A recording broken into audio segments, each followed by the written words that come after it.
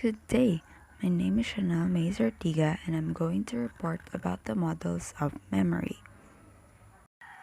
Researchers have developed several models to describe how our memory works. These are several topics that we are going to tackle one by one. The traditional model of memory was first proposed by William James. He made a model of memory that distinguishes two structures of memory: the primary memory that holds temporary information currently in use, and the secondary memory that holds information for a long time. Another researcher, Richard Atkinson, together with Richard Schifrin, proposed an alternative model that conceptualized memory in terms of three memory stores.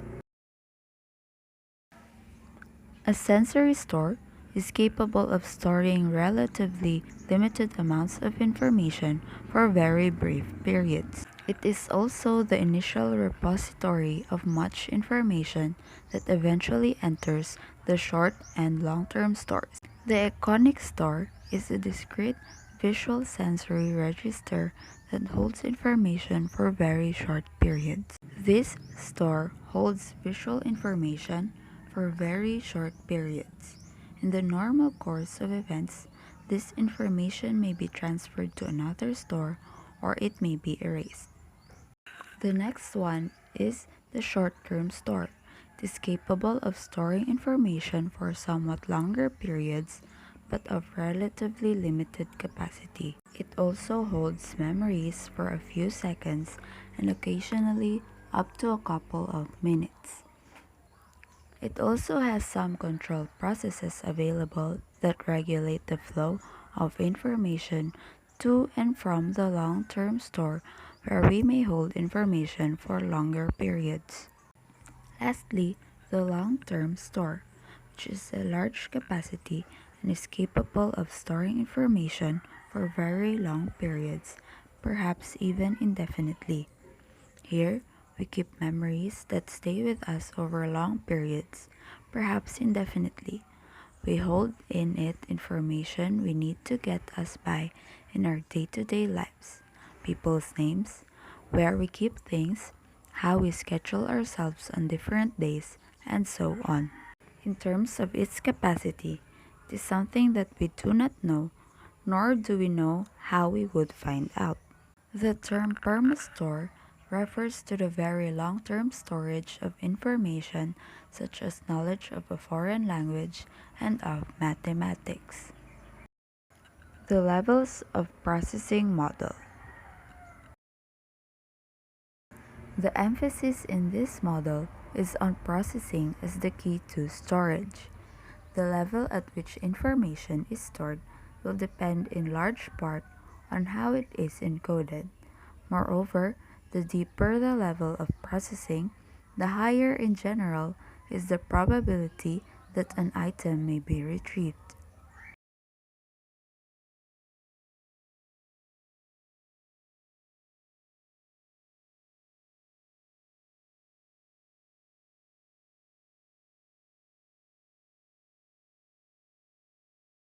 An even more powerful inducement to recall has been termed the self-reference effect. In the self-reference effect, a person shows very high levels of full recall when asked to relate words meaningfully to them by determining whether the words describe them. There are two kinds of strategies for elaborating the encoding. The first is the within-item elaboration. It elaborates encoding of the particular item in terms of its characteristics, including the various levels of processing. The second kind of strategy is between-item elaboration. It elaborates encoding by relating each item's features to the features of items already in memory.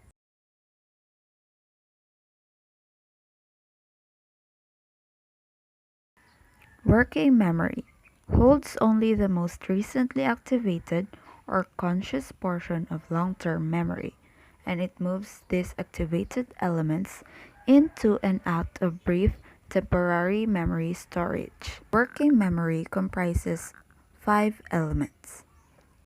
The first one is the Visual Spatial Sketchpad. It briefly holds some visual images. The next is the Phonological Loop, which briefly holds inner speech for verbal comprehension and for acoustic rehearsal. There are two critical components of this loop: the phonological storage, which holds information in memory, and the subvocal rehearsal, which is used to put the information into memory in the first place. When subvocal rehearsal is inhibited, the new information is not stored. This phenomenon is called articulatory suppression. Back to the elements of working memory. The next one is the central executive. It both coordinates attentional activities and governs responses. It is also involved in higher order reasoning and comprehension and is central to human intelligence. Next is a subsidiary slave systems. It performs other cognitive or perceptual tasks. The last one is the episodic buffer. It is as well as limited capacity system that is capable of binding information from the visual spatial sketchpad and the phonological loop from long-term memory into a unitary episodic representation. Measuring working memory. Working memory can be measured through a number of different tasks. The most commonly used are the following. So task A is a retention delay task. An item is shown, in this case a geometric shape. There is then a retention interval which may be filled with other tasks or unfilled, in which case time passes without any specifically designed intervening activity. The participant is then presented with a stimulus and must say whether it is old or new. Task B is a temporally ordered working memory load task. A series of items is presented. After a while, the series of asterisks indicated that a test item will be presented.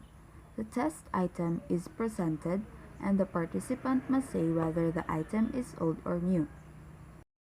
Task C is a temporal order task. A series of items is presented.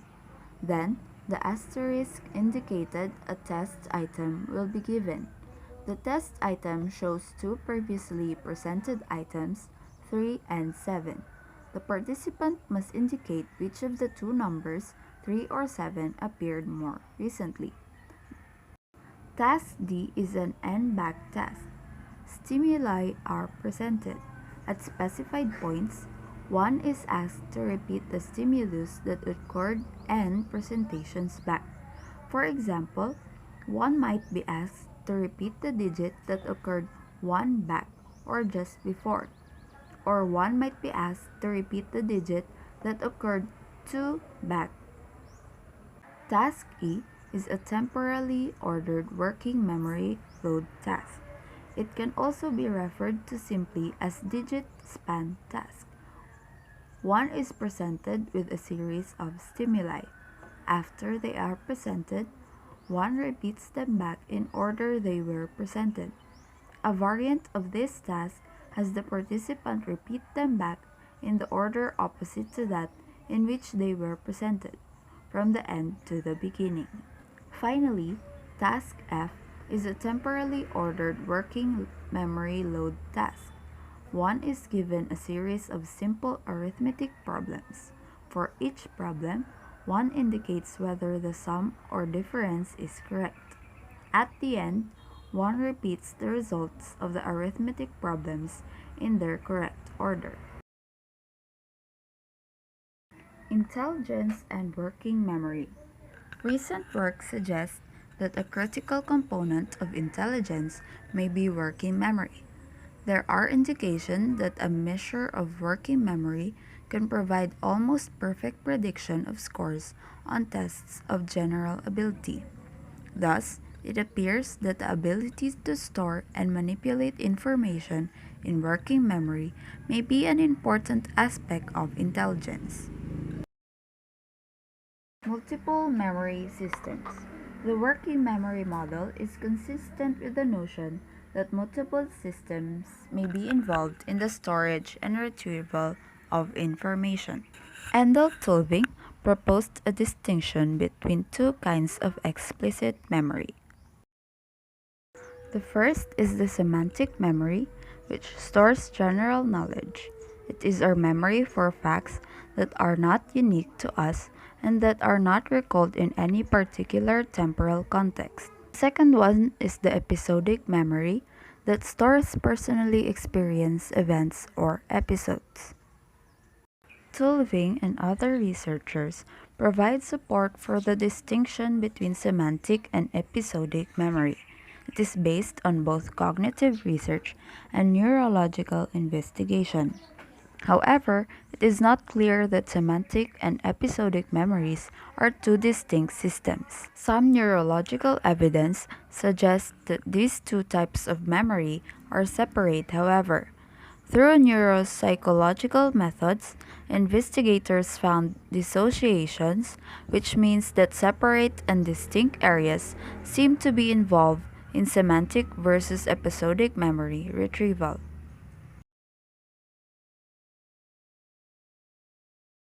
Non-declarative memory comprises procedural memory, priming effects, simple classical conditioning, habituation, sensitization, and perceptual after effects. All in all, there are five memory systems: the episodic, semantic, perceptual, procedural, and the working memory. A connectionist perspective.